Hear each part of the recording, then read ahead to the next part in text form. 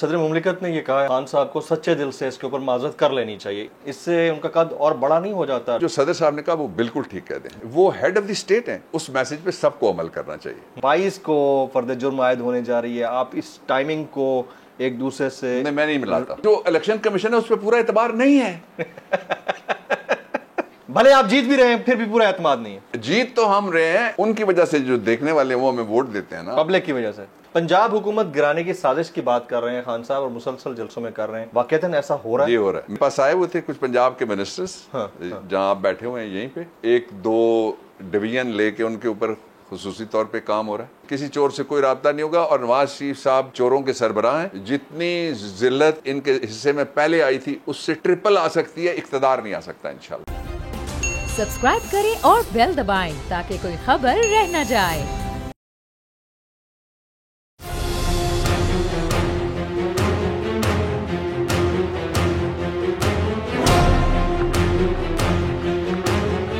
It's time for Jameel Farooqi on National Debate. Good evening, welcome to national debate. मुल्क के अंदर वैसे तो जो सियासी हालात हैं ही हैं, साथ साथ कानूनी तकनीकी मामलात अपनी हदें पार कर रहे हैं।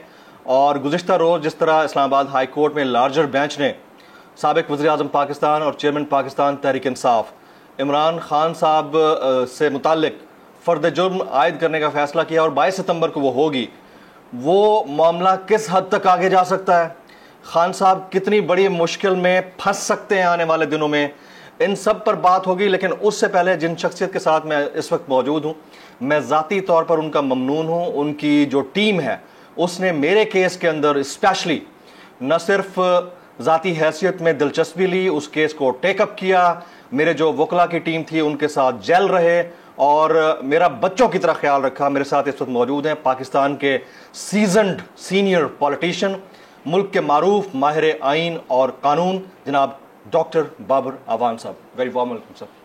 Welcome back sir. आपकी दुआओं से बहुत शुक्रिया। इंशाल्लाह, ऑलवेज।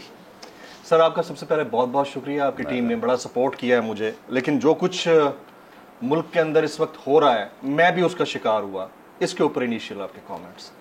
Thank you. बिस्मिल्लाहिर्रहमानिर्रहीम। जो मुल्क में जब भी इस्तेमार के ज़रिए से हुकूमत आती है, वो अपने लोगों को अपना लोग नहीं समझती, सिर्फ अपने मालिकान को अपना लोग समझती है और बाकियों को वो गैर समझती है। और जो चलते फिरते लोग हैं उनको भी वो गुमशुदा अफराद की फहरिस्त समझते हैं और they consider everybody child of a lesser God, child of a lesser God. ये हो रहा है इस वक्त पाकिस्तान में। बहुत बदकिस्मती की बात यह है कि एक बहुत बड़े सहाफ़ी, कल मेरी उनसे बात हो रही थी सर, जिन्होंने नवाए वक्त जैसा अखबार चलाया, जिन्होंने और भी अखबार में नाम नहीं लेता, एक मैंने ले लिया, काफ़ी है सर, और वो अब भी बहुत बड़ी हैसियत में। उन्होंने मुझे कहा कि इस वक्त वो हालत नहीं है जो ज़िया के दौर में थी, उससे भी सख्त हालत है। मैंने कहा ज़िया के दौर में क्या था? उन्होंने कहा कि ज़िया के दौर में हमें पता था कि क्या होना है। इस वक्त यही पता नहीं है कि हम अगले लम्हे यहाँ जहाँ बैठे हुए आपसे बात कर रहे हैं यहाँ हैं या नहीं है। ये भी पता नहीं है कि किस बात पे कोई नाराज़ हो जाए और ये भी पता नहीं है कि क्या हमने नहीं कहना। एक दूसरा उन्होंने कहा कि ये अयूब खान के, वो in Ayub Khan time he was a young man sir, लेकिन थे जर्नलिस्ट तब भी सर, और उनका ख़ानदान बड़ा मारूफ ख़ानदान है, मैं इशारा फेंक रहा हूँ जी, और उसमें से इल्मी शख्सियात बहुत बड़ी बड़ी निकली हैं। ये उनकी मैं कैफियत बयान कर रहा हूँ। अच्छा, फिर जहाँ आप बैठे हुए हैं इस केस में, इस माहौल में सर, यहाँ पाकिस्तान का कोई बड़ा इदारा नहीं है जो इस दफ्तर का क्लाइंट ना रहा हो। इस मुझे मालूम है इदारा, जी जी, कोई बड़ा ओहदा नहीं है जो यहाँ ना आया हो अपने केस के लिए। और वो सारे के सारे इस बात पे मुत्तफिक हैं कि इस वक्त जो पाक सरजमीन और किश्वरे हसीन है उसके चेहरे पे बैनुल अक़वामी दाग लगाए जा रहे हैं। आज आप देख लें, इंटरनेशनल ह्यूमन राइट्स फाउंडेशन, दूसरे लोग क्या कर रहे हैं जी, कह रहे हैं कि पाकिस्तान में कोई कानून नहीं है। मैं पहले दिन से कह रहा हूं कि लोग इसको सरजमीन बेआईन बना रहे हैं। आपने ये बड़ा एक जबरदस्त टर्मिनोलॉजी दी, मैं लास्ट शो में मैंने ये सुना था। अच्छा सर, तीसरी जो बात है वो सबसे इंपॉर्टेंट है, वो ये है कि ये सारा हो किस लिए रहा है? किस लिए? ये सिर्फ इसलिए हो रहा है कि किसी तरीके से इमरान खान को रोक लिया जाए। लोगों का मसला ये हो गया है कि पहले लोगों को बेवकूफ़ बनाया जा सकता था, इसलिए कि सबसे बड़ी सच्चाई 9 बजे का खबरनामा था तब। अब दौर बदल गया सरकारी टीवी पे। अच्छा, फिर लोगों को खरीदा जा सकता था। चंद एडिटर्स होते थे, चंद कॉलमिस्ट होते थे, चंद इदारे होते थे, चंद आउटलेट्स होते थे, उनमें से अक्सरियत नहीं बिकती थी, ये भी मुझे कहने दें, लेकिन लोगों को खरीदा जा सकता था।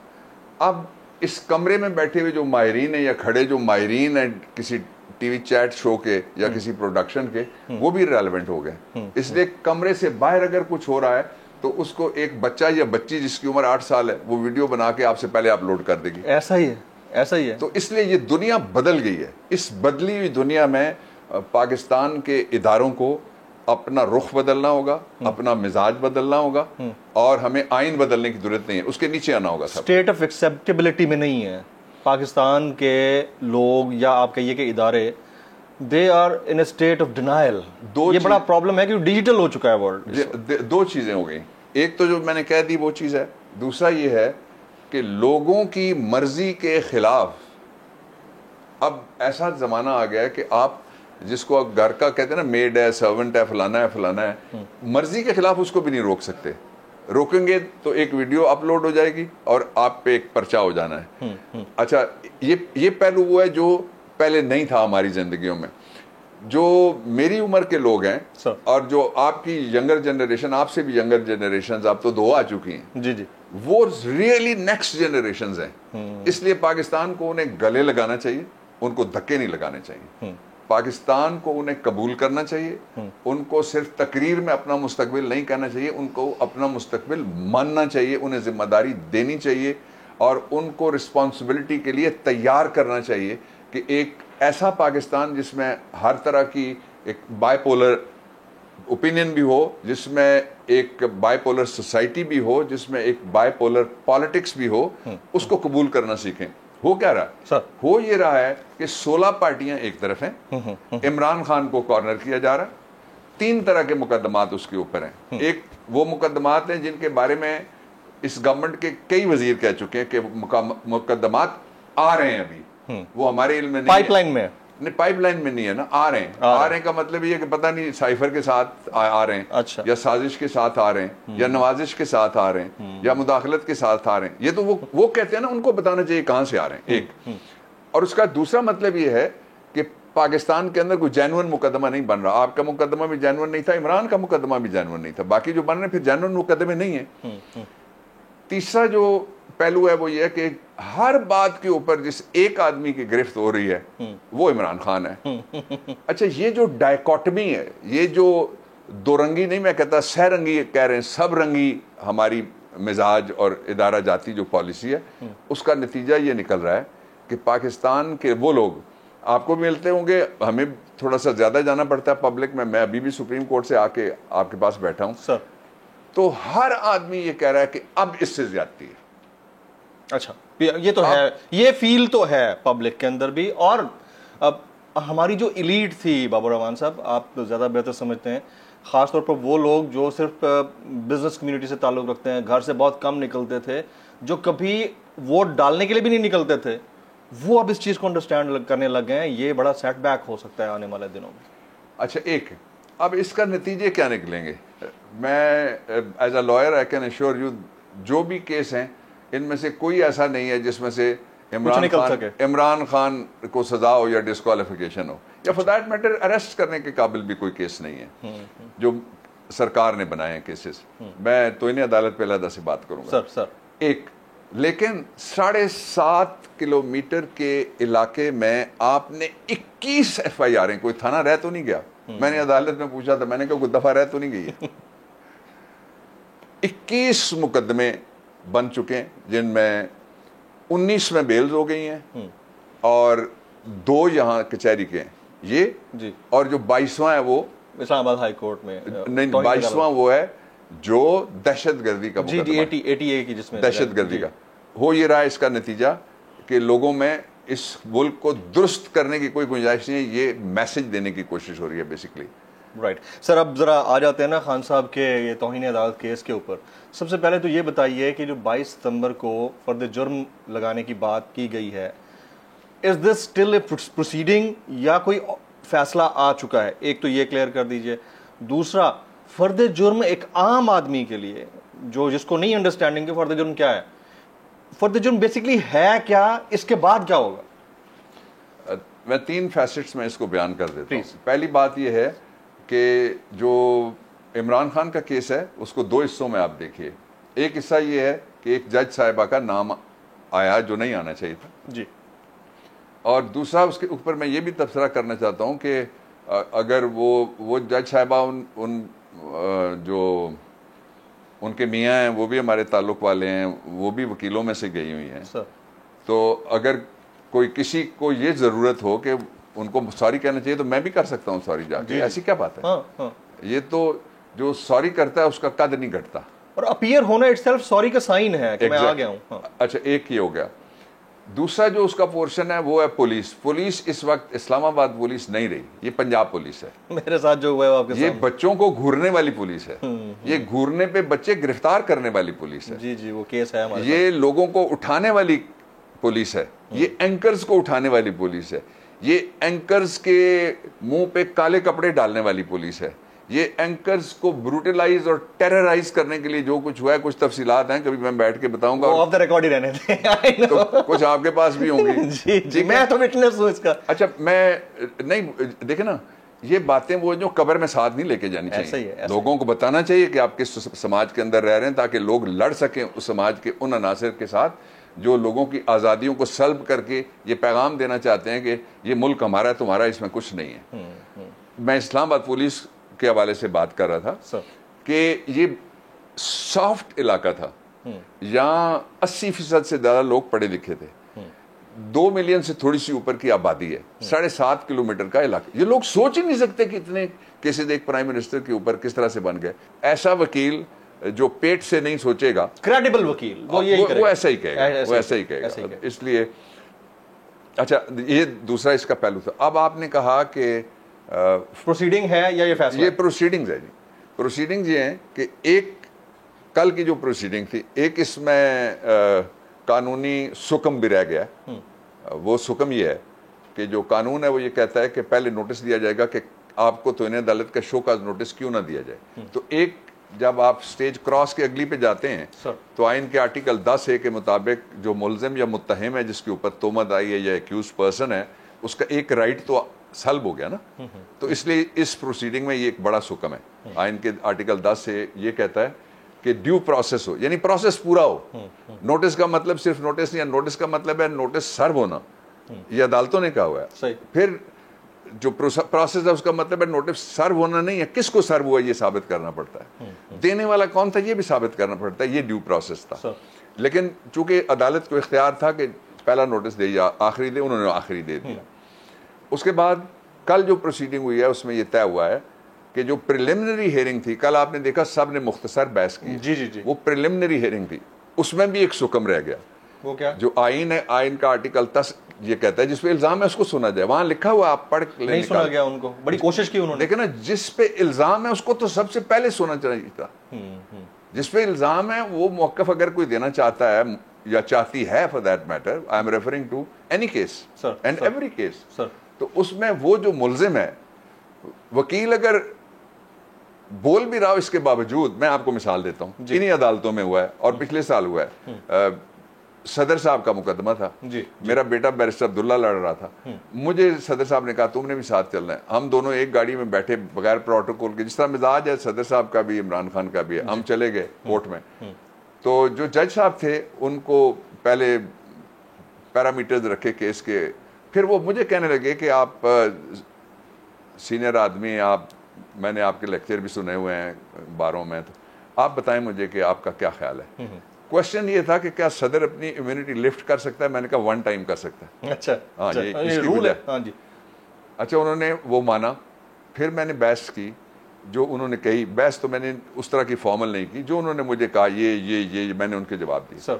उसके बाद मैंने उनसे खुद कहा, मैंने कहा कि जिसपे तोहमत है वो भी मौजूद हैं, वो मुल्क के सदर हैं, ये बैठे हुए, इनको सुन लीजिए। तो जज साहब ने कहा क्यों नहीं आइए। अच्छा ये राइट सुकम दिया उनको। ये सुकम रह गया। सर। अब अगर कोई प्रोसीजर चैलेंज होता है तो ये सुकम मौजूद है अपनी जगह, इसलिए मैं कह रहा हूँ। आखिरी बात ये है कि जो चार्ज होता है वो ये है कि क्या आपने ये काम किया या नहीं किया। ये चार्ज फ्रेम करेंगे अटॉर्नी जनरल, वो लिख के ले जाएंगे, इसलिए कि वो प्रोसिक्यूटर हैं। सर इस पे भी एतराज़ किया जा सकता है, अगर किसी प्रोसिक्यूटर के लगाने पे भी एतराज़ किया जा सकता है। सुप्रीम कोर्ट की जजमेंट है, एक अटॉर्नी जनरल थे, उन पे एतराज़ किया गया कि इनकी ये ओपिनियन है, इसलिए इनको हटा के थे अटॉर्नी जनरल, किसी और प्रोसिक्यूटर लगाया गया। अच्छा, मैं नाम नहीं ले रहा, हाँ। ना अटॉर्नी जनरल साहब का, ना प्रोसिक्यूटर जिनको लगाया गया। सर। वो जो प्रोसिक्यूटर जिनको लगाया गया, ये बता देता हूँ कि वो फॉर्मर अटॉर्नी जनरल थे, और मैं जब लॉ मिनिस्टर था तब वो अटॉर्नी जनरल थे। तो ये भी है। और उसके अलावा भी अभी ये मामला चूंकि अदालत और मुलजिम के दरमियान होता है, contempt is between the court and the accused person, इसलिए कोई फैसला नहीं हुआ एज सच, तो किसी भी स्टेज के ऊपर अदालत रिकंसिडर भी प्ली को कर सकती है। अच्छा, सदर मुमलिकत ने ये कहा है आरिफ अलवी साहब ने कि खान साहब को सच्चे दिल से इसके ऊपर माजरत कर लेनी चाहिए। एक तो ये, दूसरा 2 दफ़ा जब तहरीरी जवाब जमा कराया गया, क्या ये बेहतर ना होता, आप तो बड़े ज़बरदस्त एडवाइज़र हैं खान साहब के, कि वो माजरत कर ही लेते, जब चले ही गए हैं 2 दफ़ा तो माजरत भी कर लेते, इससे उनका कद और बड़ा नहीं हो जाता। पहले टेक्निकल बात सर, देखिए कल जो दोनों अदालती मामले हैं ना, उन्होंने कहा अदालत को बड़ा दिल करना चाहिए, तो सबको ही हमें बड़ा दिल करना होगा ना। सर। अगर ये मुल्क चलाना है, इसके इदारों पे लोगों को एतमाद देना है, इस मुल्क के अंदर रहने पे यूथ को एतमाद देना, असल बात ये है मेरे लिए तो, कि जो हमारी नस्ल के लोग हैं उनको आप छोड़ दें, यूथ क्या लिख रही है, किस तरह के हम, ये क्या समाज है, ये क्या सोसाइटी है, ये क्या कानून है, ये क्या इंसाफ है, ये क्या हो रहा है, ये किस तरह से पकड़ दकड़ है, ये तो लिखते हैं ना लोग। अब उनको रेगुलेट कोई नहीं कर सकता, ना उनको गले से हर आदमी को पकड़ सकता है, इसलिए कि ये मीडियम ऐसा आ गया, दुनिया है ग्लोबल विलेज। आप नहीं लिखेंगे गोरा कोई आपके लिए लिख देगा, आप नहीं लिखेंगे अरब उतना लिख रहे हैं पाकिस्तान के बारे में जितना पाकिस्तानी नहीं लिख, ऐसा ही है, इंफॉर्मेशन तो निकल जाती है। ठीक। अब इसलिए वो दुनिया वो सूरज नहीं है जो फिल्मी सूरज है कि उसके ऊपर आप वो काला, वो क्या उसको आप कपड़े को क्या कहते हैं जो आप लगाते हैं, क्रोमा, वो करेंगे तो वो छुप जाएगा। या अब जब इस सूरज को छुपाने के लिए आप अपनी आंख पे उंगली रखेंगे तो आप अपने आप को तो बेवकूफ बना सकते हैं, वही तो हो रहा है, दुनिया को नहीं बना। प्रॉब्लम यह है कि वही हो रहा है, दुनिया को नहीं बना सर। अब इस केस के अंदर आप लोग माफीनामे की तरफ जा रहे हैं, अच्छा, या फिर सुप्रीम कोर्ट जा रहे हैं? सदर साहब जी, दूसरा आपने सदर साहब का नाम लिया जी। पहले मैंने कहा कि मैं भी कहता हूं कि जो अदालत को बड़ा दिल करना चाहिए और रिस्ट्रेंट शो करनी चाहिए, सारी दुनिया की अदालतें कर। दुनिया में तो ये कानून ही खत्म हो गया, हमने सीने से लगा के रखा हुआ, जनरल मुशर्रफ का बनाया कानून, पार्लियामेंट में एक दिन इस पर बहस नहीं हुई, पार्लियामेंट ने इसको पास ही नहीं किया, एक दिन भी पास नहीं किया पार्लियामेंट ने इसको।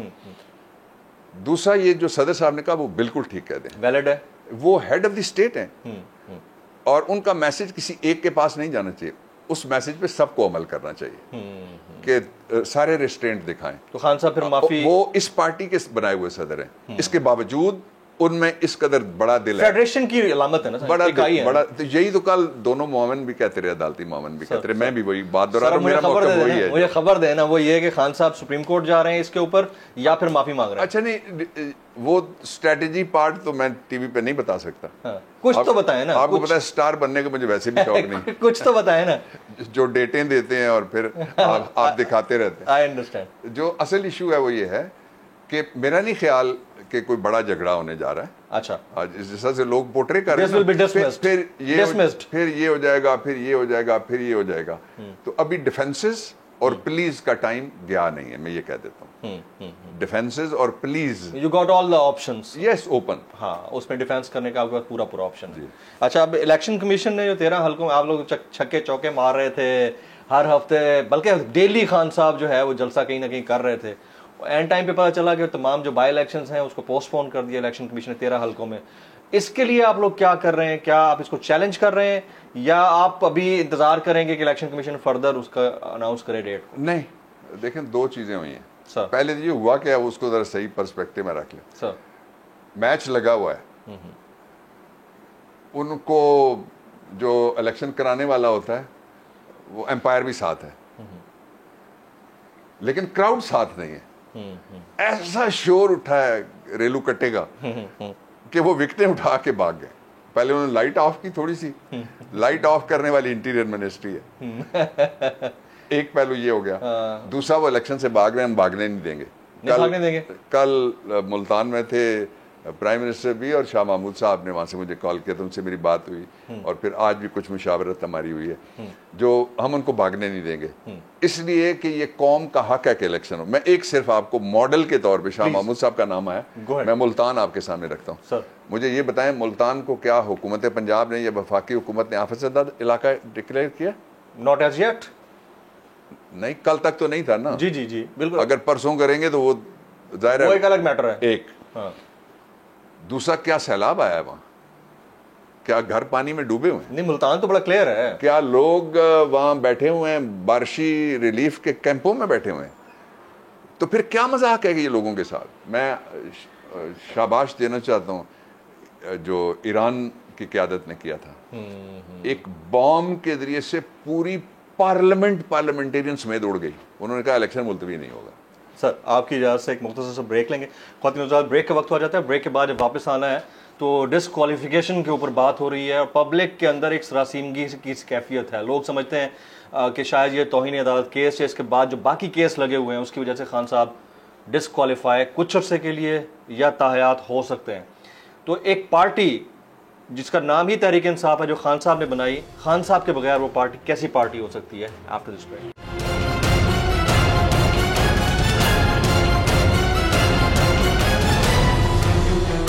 Welcome back. आपको इस 1-on-1 नेशनल डिबेट में एक बार फिर से खुश आमदीद कहते हैं। आज के हमारे मौजूद मेहमान मुल्क के मारूफ माहिर आइन और कानून, सीजनड एंड सीनियर पॉलिटिशियन जनाब डॉक्टर बाबर अवान साहब। डॉक्टर साहब, बात चल रही है खान साहब डिस्क्वालीफाई हो सकते हैं, खुदा ना खास्ता, अल्लाह करे कि पाकिस्तान की पॉलिटिक्स में ऐसा ना हो, क्योंकि होता तो हमेशा से ये आया है, अब ऐसा ना हो तो बेहतर है। एक पार्टी जिसकी बुनियाद खुद खान साहब ने रखी, आप उनके साथ खड़े हैं एक अरसे से, वो पार्टी खान साहब के बगैर कैसी पार्टी होगी? देखिए, I don't want to go on the presumptions. ये आपने सवाल बहुत अच्छा किया है। सर, एक तासुर देने की कोशिश हो रही है, इसलिए लेट मी डिस्पेल दिस तासुर। मैं इस गलतफहमी को दूर कर देता हूं। Go ahead. पहली बात यह है कि जो भी डिस्क्वालिफिकेशंस के लिए जितने केसेस भी थे, मिसाल के तौर पे तोशा खाना था, उसमें डिस्क्वालिफिकेशन नहीं हो सकती। मिसाल के तौर पे जो कहते थे ममनुआ फंडिंग है और फॉरेन फंडिंग का नाम देने से उससे भी डिस्क्वालिफिकेशन नहीं हो सकती।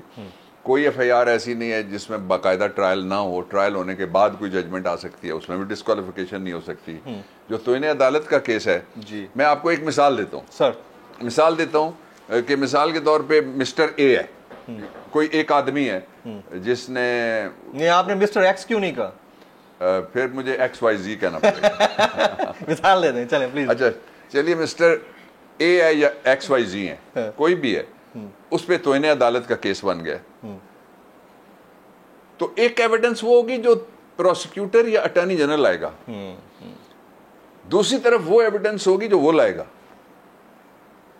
आप इमरान का केस ले लें, इमरान साहब के खिलाफ ये एविडेंस है, आपने ये जुमला बोला है, यही एविडेंस है ना, उसके अलावा तो कोई एविडेंस नहीं है। ये जुमला आपने बोला है, वो जुमला इंतहाई गलत उसको कह दिया जाए, उसको चार्ज बना के एक जगह ट्रायल किया जाए। हालांकि आप पढ़िएगा उस कानून का सेक्शन 4 जी कि जो या एक कार्रवाई हो सकती है या दूसरी कार्रवाई हो सकती है, दहशतगर्दी भी हो रही है वो भी जी। फर्ज करें कि ट्रायल शुरू हो जाता है उस केस का, अब मैं XYZ पे चला गया हूँ वापस। सर ऑप्शन, तो अगर वो ये कहता है कि मैंने इंग्लैंड से गवाह पेश करना है, तो क्या अदालत क्या कहेगी कि मैं इजाजत नहीं देती?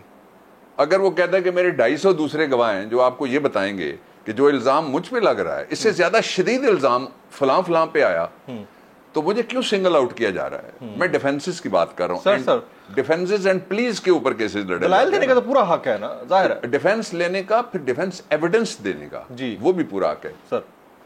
इसलिए जो ये कह रहे हैं ना कि जी वो फिर ये हो जाएगा, फिर ये, इस तरह नहीं होता। फिर जजमेंट आती है, मिसाल के तौर पे लोअर फोरम जो भी है, court of first instance, plenary jurisdiction के ऊपर है, हाई कोर्ट है, उसकी जजमेंट आती है, अपीलेबल है।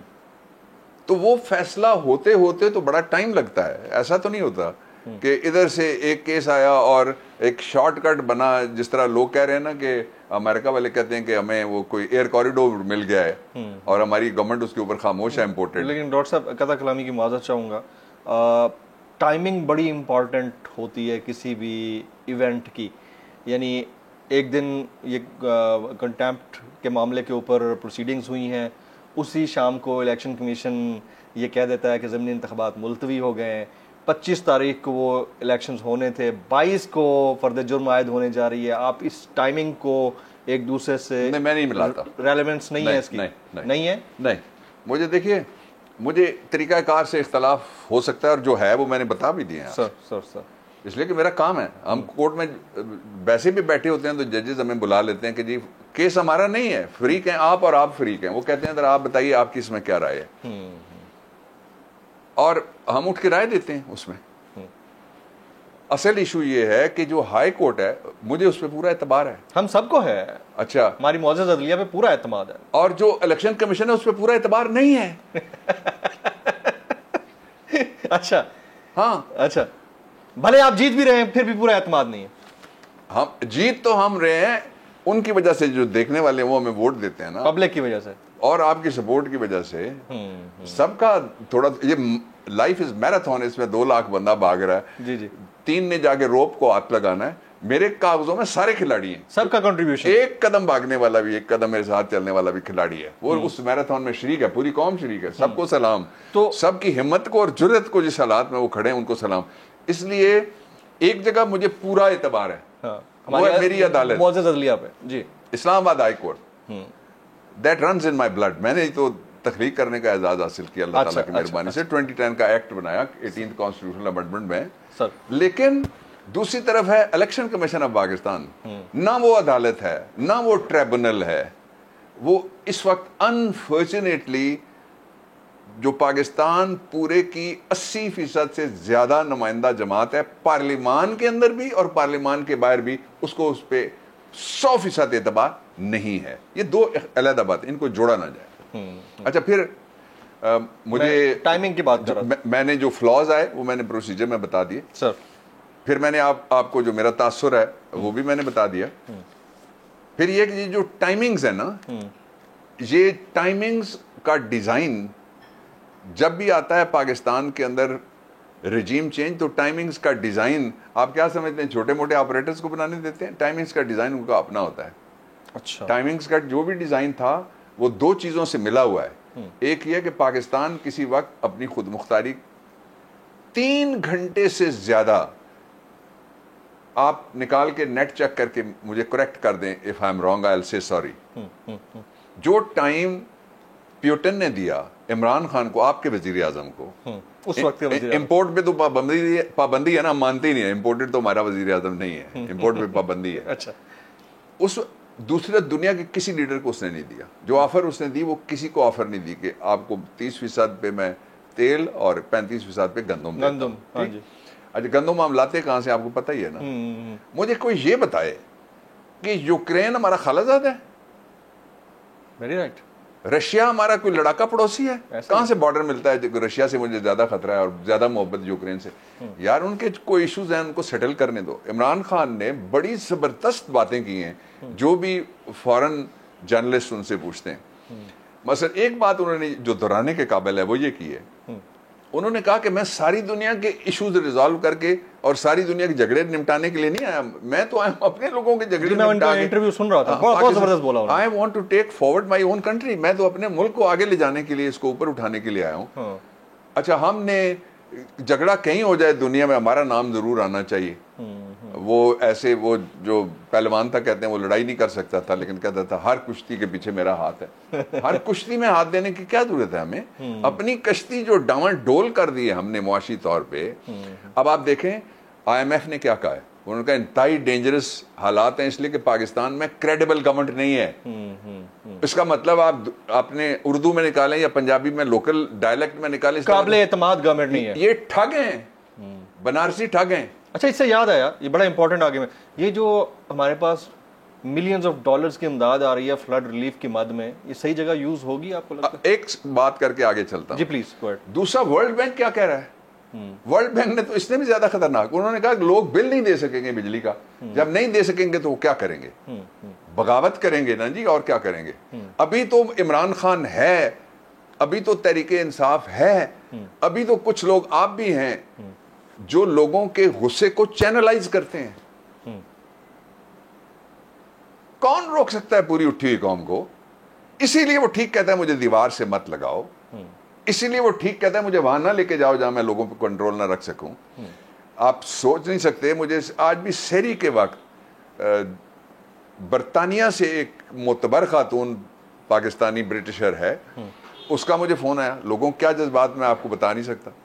मैंने उनको कहा, मैंने कहा मेरे पास टाइम नहीं है, मैं निकल रहा हूँ कोर्ट के लिए, तो इसलिए मुझे थोड़ा पहले तैयारी करनी है। तो उन्होंने फिर मुझे जो लिख के भेजा है मैं आपसे शेयर करूँ, आप हैरान हो जाएं कि लोग कहाँ पहुँचे हुए हैं। और पाकिस्तान के अंदर वो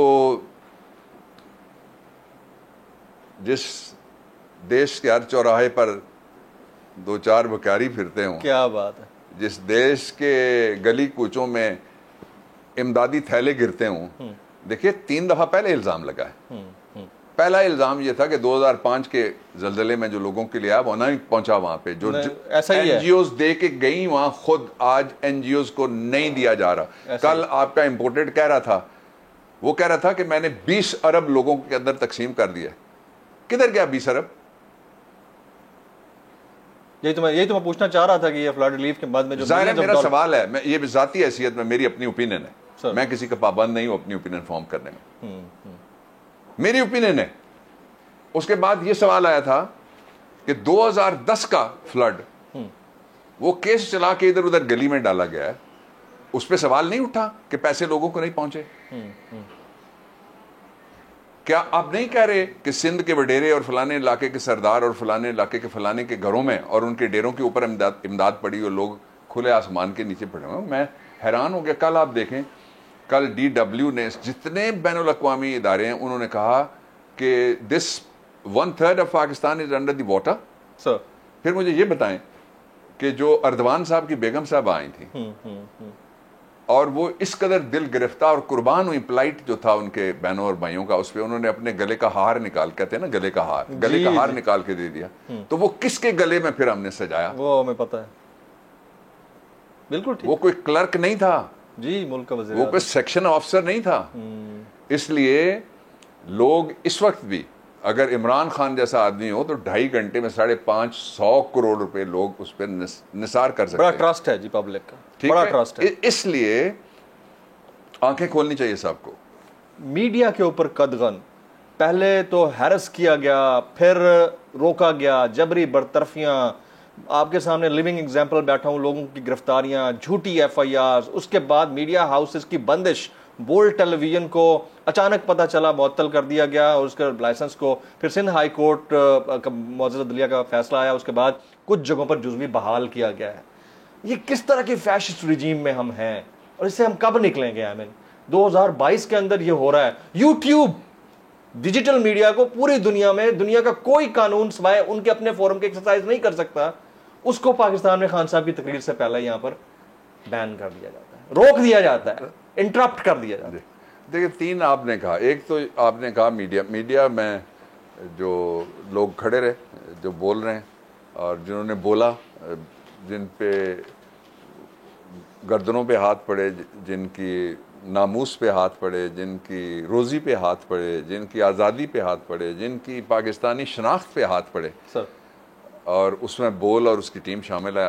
आपके साथ जो कुछ हुआ वो वर्स्ट एग्जाम्पल है विक्टिमाइजेशन की सर। और उसके अलावा भी समी के साथ हुआ। ये जो समी साहब हमारे बुजुर्ग हैं, उनको बड़ा अभी अब he is my friend for 30 years. I know तो ये सारा जिन्होंने स्टैंड लिया, ये तारीख में गया है, ये कोई ऐसा नहीं अननोटिस नहीं जाता सर। लोग याद रखते हैं सर। वो कहते थे कि एक लीडर होते थे पुराने, फौत हो गए, तो वो एक फैक्शन ऑफ मुस्लिम लीग के सदर थे, तो कहते थे उनके लिए 60 मील लंबा जुलूस निकला था और उन्होंने 70 मील लंबा माफीनामा लिखा। तो वो सारी जिंदगी फिर वो ये लोगों को बताते बताते कि मैंने माफीनामा नहीं दिया था। छुपता कुछ भी नहीं है सर। लेकिन इस पर मुझे जो अफसोस हुआ थोड़ा सा वो ये था कि वो सारे जो मोमबत्तियां जलाते थे फ्रीडम ऑफ एक्सप्रेशन, कोई नहीं निकला, उनकी मोमबत्ती कोई नहीं जली। दूसरा अफसोस ये हुआ कि जो तंजीमें बना के बैठे हुए हैं कि जी रिपोर्टर्स बियॉन्ड बॉर्डर्स बोल पड़ते हैं, फलाने फलाने, वो 3-4 लोग हैं जिनके लिए बोलते हैं सर। वो जमील के लिए क्यों नहीं बोले? वो अरशद के लिए क्यों नहीं बोले? वो साबिर के लिए क्यों नहीं बोले? वो समी के लिए क्यों नहीं बोले? ऐसा ही। तीसरा जो इसका पहलू है वो ये है कि आप लोगों ने वो इज्जत कमाई है जो आप इश्तिहारों से जितने मर्जी सवाल ही नहीं पैदा होता पैसे कमाएं और वो सारे आप 1000 गुना करके अपने ऊपर रोजाना लगाएं, तब भी इससे ज्यादा तकरीम और इज्जत जो बोल को और ARY ने जिस वक्त स्टैंड लिया हुआ था और बाकी जो खड़े रहे उनको मिली है। सर मैं आपको यहाँ पर एक छोटी सी बात बताता हूँ। मैं जब मुझे हैंडकफ करके प्लेन के अंदर ले जाया जा रहा था, प्लेन के कैप्टन ने पूरी टीम के साथ आकर मुझे फ्लावर्स पेश किए, मुझे कहा कि आप कौम के हीरो हैं। ये मैं पहली बात आपको बता रहा हूँ। फिर उसने अनाउंस किया जाते हुए माइक के ऊपर, सारे पैसेंजर सुन रहे थे। फिर जब मैं अडियाला से निकला हूँ, मैं कार के अंदर था, लोग रुक रुक के मुझे वेव कर रहे थे, बिकॉज मैं तो पॉलिटिशियन तो नहीं हूँ ना, मैं जर्नलिस्ट हूँ। तो ये एक प्यार है, रिस्पेक्ट है, जो हम कभी शायद जिंदगी में अर्न ही ना कर पाते। अच्छा, यही मैं कह रहा हूँ आपको। अच्छा, ये आप ये याद रखें, जो लोग घर में बैठे, मैं उनको मुखातिब करके आप कहता हूँ, जो लोग थोड़ा फिक्रमंद हो जाते हैं, जो लोग कहते हैं जी बड़े खौफ की फिजा है, आप एक दफा खड़े होंगे कि अल्लाह ताला के जो दोस्त है ना सर, वो उनके लिए ना खौफ है और ना मलाल है, ना रंज है, क्या बात। ये कुरान की जुबान है जो मैं ट्रांसलेट करके बता रहा हूँ, ना उनके लिए कोई हुज़्न है। क्या बात, ठीक है। और हर वक्त वो आपके साथ है। एक आयत है और उसका एक पंजाबी सूफी शायर ने तर्जुमा किया हुआ है। आयत ये है कि लक़द ख़लक़नल इंसाना व नहनु नअलमु मा तवस्वसु बिनफ़्सिही व नहनु अक़रबु इलैहि मिन हब्लिल वरीद। उसका तर्जुमा जो इससे अच्छा तर्जुमा नहीं हो सकता, मैं आपको सुना देता हूँ। Sir please. बूटा उसका नाम था जी। बूटा, हजरत इश्क लहर, अमरता प्रीतम, ये बड़े शायरों में आते हैं। उसने कहा शाह रग तू बूटिया यार नेड़े। क्या बात है, क्या बात है। शाह रग तू बूटिया यार नेड़े, लोकी ढूंढन क्यों जाते भी जंगलों दे। आए हाय। आप जो शाह रग से नजदीक है ना, उसके आसरे पे खड़ा होना, जो भी खड़ा हो जाएगा। यही तो इमरान बताता है रोज़ में। सर मुझे कोई ऐसा बता दें और आदमी जो दुनियादारी में हो इमरान की तरह से, और वो इस तरह से लोगों को तवक्कुल सिखाए, वो इस तरह से लोगों को तौहीद का सबक दे, जिस तरह इकबाल ने दिया था कि वो एक सजदा जिसे तू गिरां समझता है, 1000 सजदों से देता है आदमी को निजात। बेशक बेशक। सर ये बिलावल भुट्टो साहब की आप तज़किरा कर रहे थे थोड़ी देर पहले सिंध का, वो कहते हैं कि मेरे उम्मीदवार ज़िमनी इलेक्शन मुलतवी होने के बाद बहुत मायूस हैं। आप हंसे क्यों हैं? ये आप इसको कॉन्फिडेंस कहेंगे या ओवर कॉन्फिडेंस कहेंगे, क्या कहेंगे इसको? इससे ज्यादा कॉन्फिडेंस कल जो मरियम की जलसी थी उसको दिखाने वालों का और इमरान के जलसे को ना दिखाने वालों का इससे ज्यादा कॉन्फिडेंस है। वो समझते हैं कि सूरज के सामने उन्होंने अपनी आंख पे उंगली रखी है, सूरज चुप गया होगा। और भाई वो चमक रहा था। ऐसा ही हाँ। ऐसा ही पंजाब हुकूमत गिराने की साजिश की बात कर रहे हैं खान साहब, और मुसलसल जलसों में कर रहे हैं। वाकईतन ऐसा हो रहा है? ये हो रहा है। मेरे पास आए हुए थे कुछ पंजाब के मिनिस्टर्स, जहां आप बैठे हुए हैं यहीं पे सर, और उन्होंने तफसीलात भी बताई हैं, और 1-2 डिवीजन लेके उनके ऊपर खुसूसी तौर पे काम हो रहा है, और फिर लोगों को धमकियां दी जा रही हैं। लेकिन मैं 2 बातें बता देता हूं सर। लोग खौफ में नहीं आएंगे। एक जो आएगा वो आपने सुना नवाजी शहबाजी वाला, वो जो जी जी जी जी, जी। तो वो वहां चला जाएगा फिर। अच्छा हाँ, वो उस रिदम में शामिल हो जाएगा। जो गए वो घरों से बाहर नहीं निकल सकते प्रैक्टिकली, अब वैनिश हो जाएंगे। यस, ऐसा ही है। क्यों? पब्लिक ओपिनियन है ना। यस, पब्लिक के सबसे पहले ये पब्लिक के आदर्श हैं जिनको ख्वाब कहते हैं। जी जी जी जी, वो ख्वाब उनके लिए खड़ी है पब्लिक।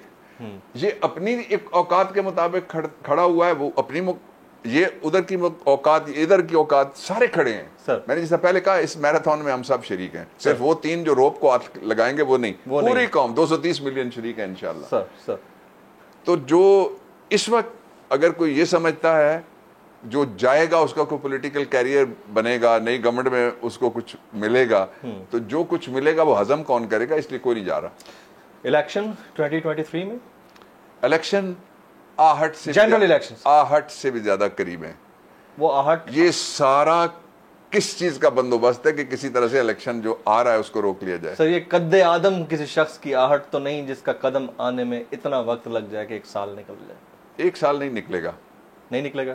देखिए, पाकिस्तान के लिए साल निकालना मुश्किल हो गया ना, economically, political instability plus economic, worse than Sri Lanka. कहते हुए खुशी थोड़ी होती है, शर्मिंदगी होती है, नदामत होती है, दुख होता है, तकलीफ होती है, कल्ब तक जख्म लगता है ये कहते हुए कि मेरी पाक सरजमीन, आपकी किश्वर हसीन जी। उसका ये हाल कर दिया जाए, और उसकी वजह क्या हो कि कहीं सही अमेरिका ना नाराज थी वे। हाय हाय, आपकी सरजमीन बेआइन भी, वो मुझे नहीं भूलता ये वाला टर्मिनोलॉजी। सर एक आखिरी बात, अगर इलेक्शन हो जाते हैं जो कि एक्सपेक्टेड, अभी हम सब तो ये एक्सपेक्ट कर रहे हैं नहीं है, अगर हो जाए, इमरान की तवक्को जो है मैंने बताई, वो कहते हैं कि 8 से भी ज्यादा करीब हैं। ये शहर और मैं इकट्ठे पैदा हुए थे, बाकी यहाँ आते जाते रहते, मैं इत्थे ही रहना। नवाज शरीफ साहब से कोई, इसलिए मुझे भी नवाज शरीफ साहब से कोई नवाज शरीफ साहब कोई राब्ते की वापसी, किसी चोर से कोई राब्ता नहीं होगा, और नवाज शरीफ साहब चोरों के सरबराह हैं, और कोई राब्ता नहीं होगा, ठगों के बैनुल-अक़वामी सरदार हैं। अच्छा, उनको वापस लाने के लिए ही पंजाब में पहले उनका भतीजा लाया गया था, और प्लान ये था कि उसको रेड कारपेट दे के सीधा घर में ले जाके उसको जाती उम्र में रख के, और अंदर से कुंडी खुली होगी, बाहर से ताला लगाएंगे और कहेंगे ये सब जेल है। वो नहीं हो सका। अब पंजाब में पूरी कोशिश करने के बावजूद भी जितनी जिल्लत इनके हिस्से में पहले आई थी उससे ट्रिपल आ सकती है, इक़्तिदार नहीं आ सकता इंशाल्लाह। वेरी राइट जनाब डॉक्टर बाबर अवान साहब, पाकिस्तान के मारूफ माहिर आइन और कानून, सीजन्ड एंड सीनियर पॉलिटिशियन, आपने एक्सक्लूसिवली हमारे वक्त निकाला, आपका बहुत बहुत शुक्रिया sir. Welcome once again back on your seat sir, thank you very much, very kind, thank you.